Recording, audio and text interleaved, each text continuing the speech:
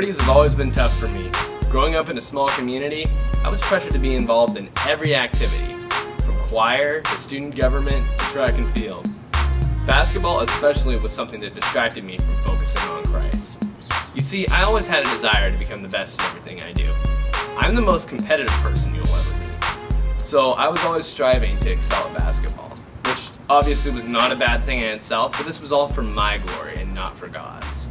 Every point, every strong defensive play, every time the crowd went wild yelling my name, fed this egotistical mindset of mine that this was all about me.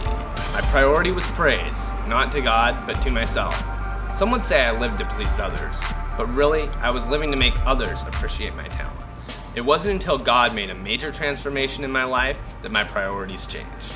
My senior season in high school, in what myself and many others thought was going to be a great year for me, something unexpected happened. Coming into one of our first early season games, I was taken out of the starting lineup by our head coach, who told me that he wanted to focus on developing young talent. Having been a starter since my freshman year, I was truly in shock. Little did I know that this would be a transformative experience for myself.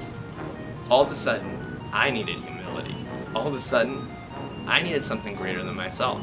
I was a Christian my whole life, but God always took a back seat to the things that my simple mind found more pressing at the time. I spent most of the season on the bench, often having to field the questions of, why isn't coach playing?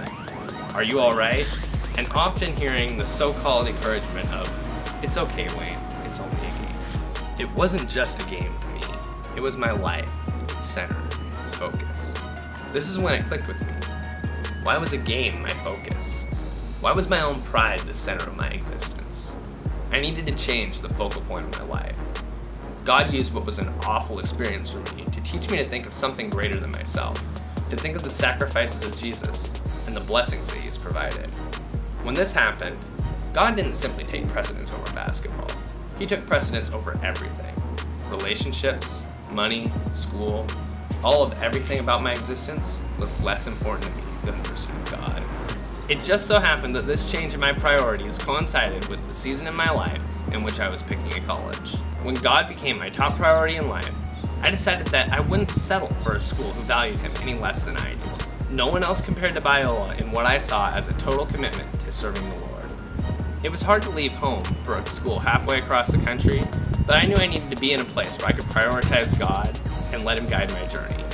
Jeremiah 10:23 says, I know, O Lord, that a man's life is not his own.